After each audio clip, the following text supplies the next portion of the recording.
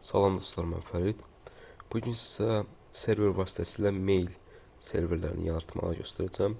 Bunu mail serverləri vasitəsilə biz bir kompüterdən digərinə və yaxud bir e-mail hesabından digərinə məlumat transferini edə biləcəyik. Bunun üçün kiçik bir şəbəkə quraq, lokal şəbəkə. Switchimiz olsun, 3 ədəd kompüterimiz olsun.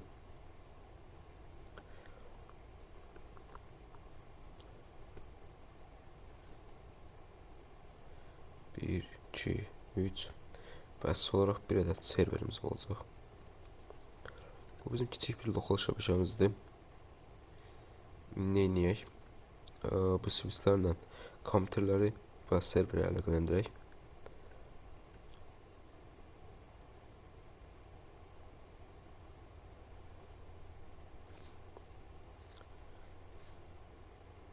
Deməli, bunları əlaqələndirdik, biraz qabağa çəkək. Biz burada hər birinə IP verməliyik indi. Fast dizilimdə gəlirik. Və yaxud belə bir şey deyək. IP-ni avtomatik olaraq versin. Servisə gələk, DHCP-yə girək.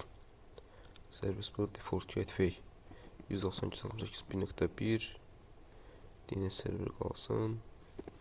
192.168 1.10 subnet maskımız kimi 255 200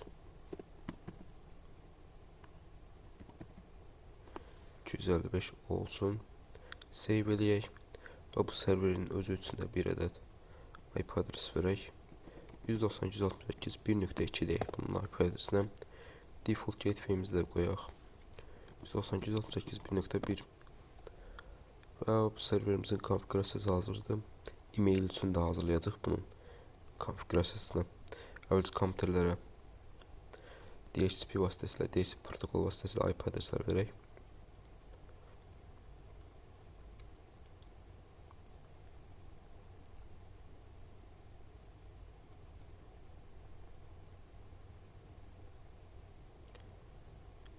Və budur, kompüterdən IP adresləri hazırdır.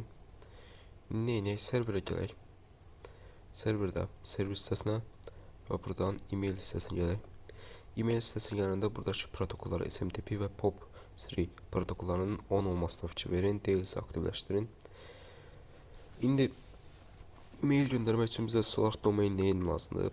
Domain name'lər necə olur? Məsələn, @ sonraki hissə bizim domain name'lərimizdir. gmail.com ola bilir, unique.edu.az ola bilir.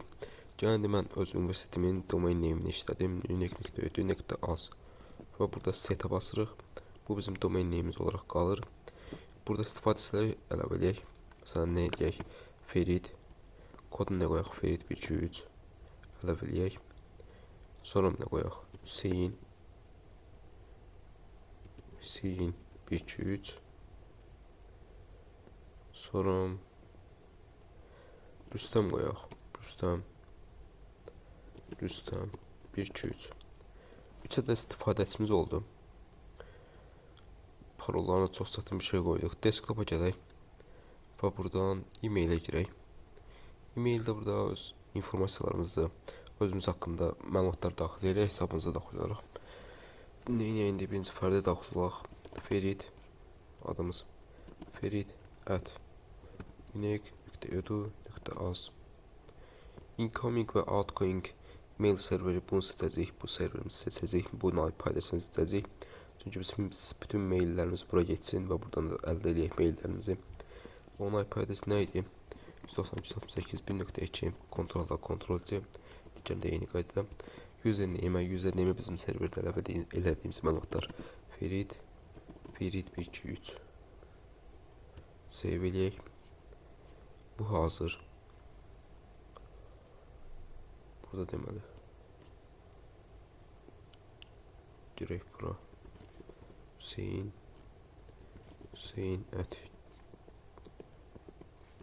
@unique.edu.az Ctrl+V Hüseyin 123 save edək.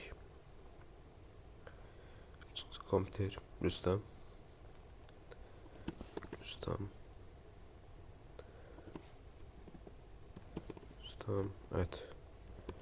Unique.edu.az.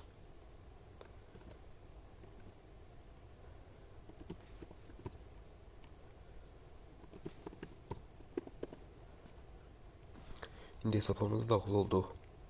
E-mail göndərməyi yoxlayaq. Məsələn, kompoza girək.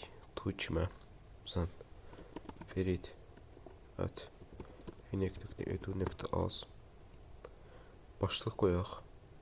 Test. Test. Mesajı eləyək. Və send eləyək. Send eləyəndən sonra biz fərd kompüteri, birinci kompüterə daxil olmuşduq.